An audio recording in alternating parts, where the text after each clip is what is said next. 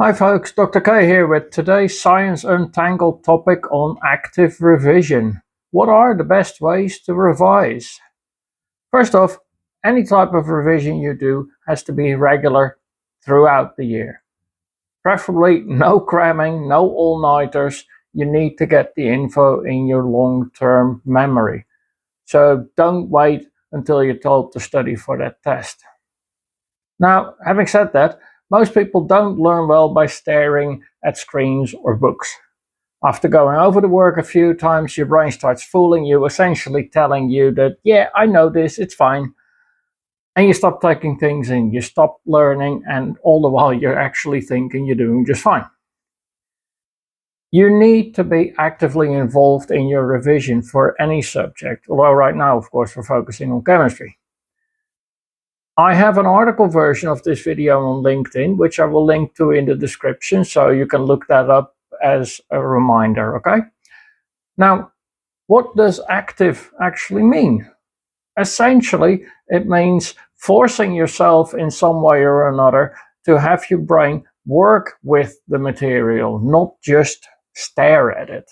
So here are some examples. Writing notes. Rewriting your notes, summarizing your written notes, checking your written notes against another source to see if you missed something, and then adding as needed. The important part here is the active writing. Rereading your notes helps, but that alone won't do it. It's passive. Now, sticking with notes for a second, reread them, but while you do that, write down questions for yourself about the topics, about those notes. From definitions and outlines to descriptions, all the way to explanations.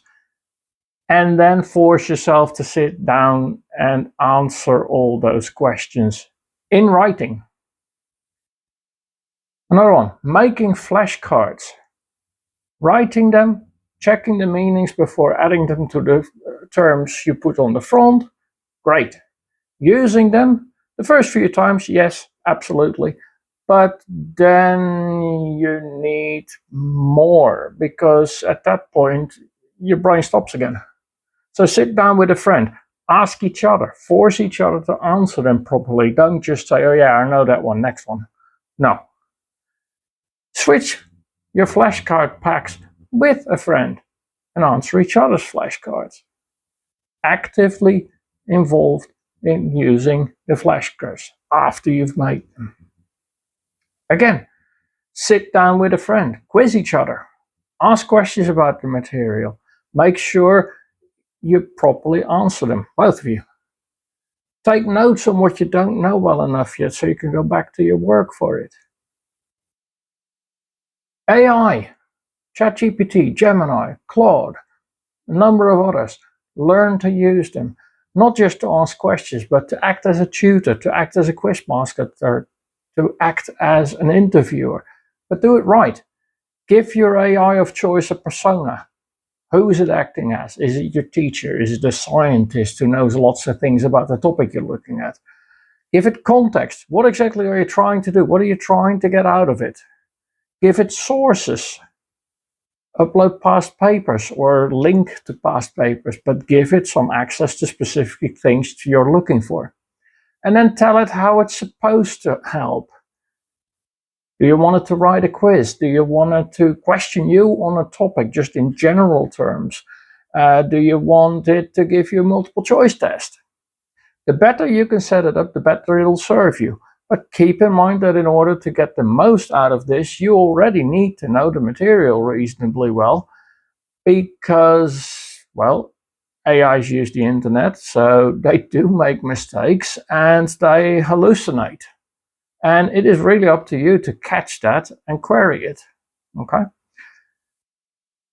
By the way, if you appreciate what I'm doing here and you want to see more, please like and subscribe and comment afterwards with feedback to help build the channel. Back to the revision. How far do you need to go with all this? That depends on your aim. Let's be honest, not everybody is going for that top grade for one reason or another, and that's fine. Keeping that in mind though, let's go back to my earlier comments.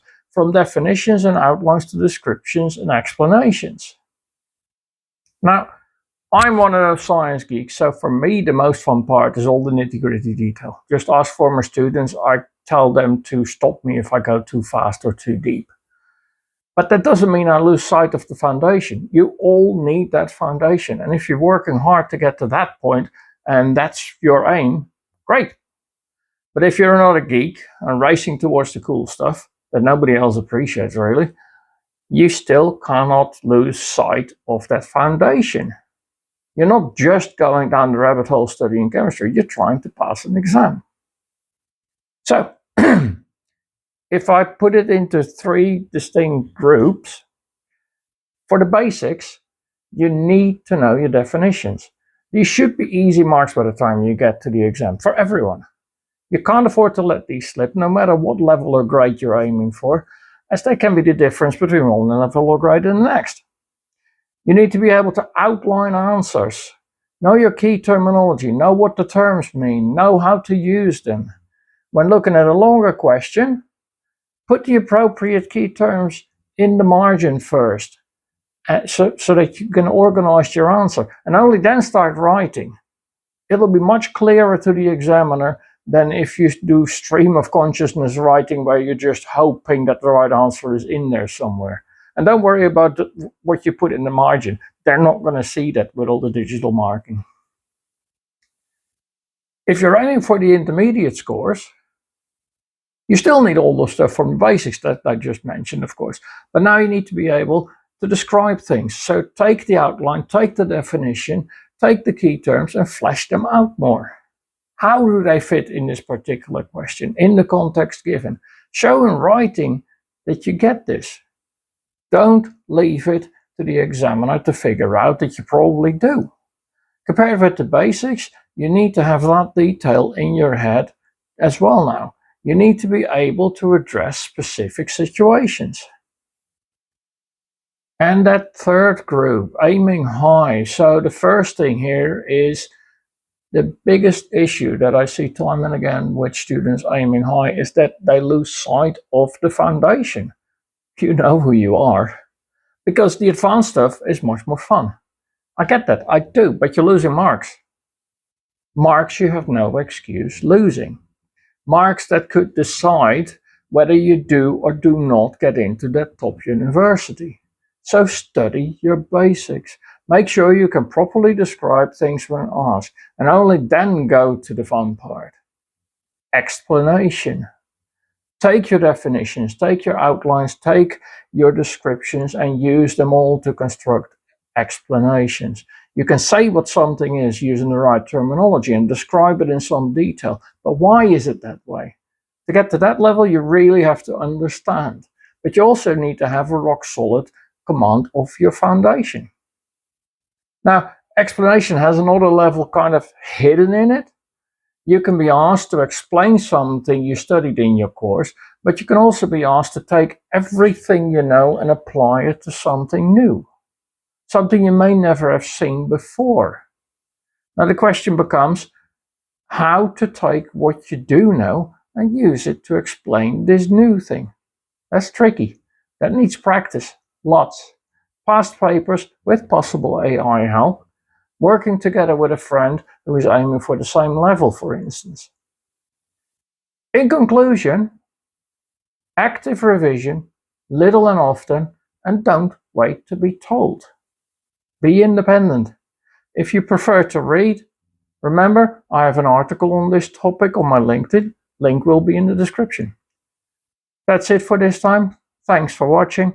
And here's the final question for you. Which revision idea do you like best and why? Like, subscribe and comment to help me keep going. Thank you.